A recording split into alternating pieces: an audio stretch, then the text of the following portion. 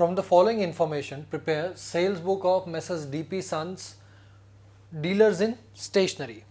Now, here we are required to prepare sales book for Messrs. DP Sons who deal in stationery. So, stationery are considered to be goods for this particular kind of business. So, now let us have a look at the transactions.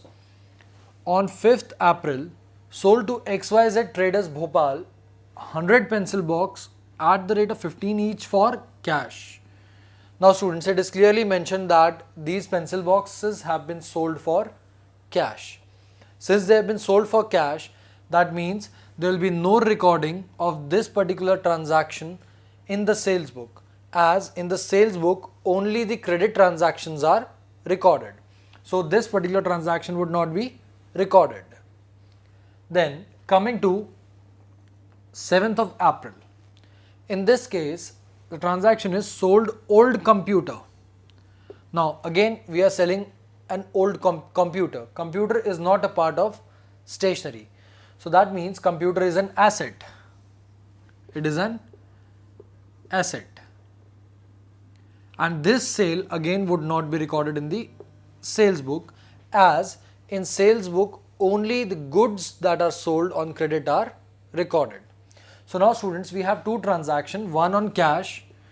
Cash transactions are not recorded in the subsidiary books, so this will not be recorded. Then in this case we are selling an asset. It is not a part of our day-to-day transactions. It is not a part of our goods. So this particular transaction would not be recorded. Coming to 8th April. In this case, sold to Messrs. Neeraj Gupta, Delhi, 50 registers, 100 folders at a certain trade discount. Now, this is a transaction on credit and involves stationery. So, this would be recorded. This would be recorded in the sales book. So, let us see how we'll record it. On 8th of April 2006, sold to Messrs. Neeraj Gupta. Messrs. Neeraj Gupta, Delhi. 50 registers at the rate of rupees 60 each. 50 into 60 is 3000.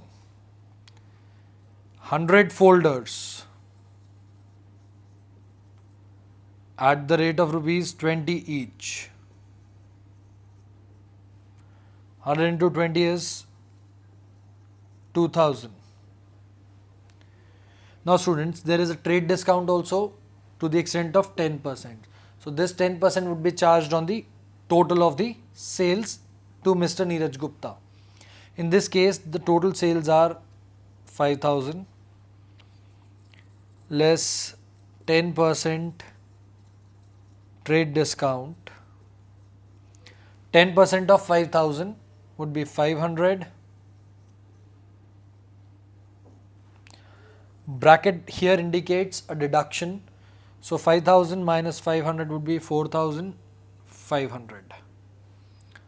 Now, so total sales to Mr. Neeraj Gupta amount to rupees 4500. Now in this case, there is no other transaction that will be recorded in the sales book. So let us total out the sales book. The total would be 4500. Now sales account, that is any sales that we incur are credited. So this amount would be posted to sales account on the credit side. So we'll write sales account credit.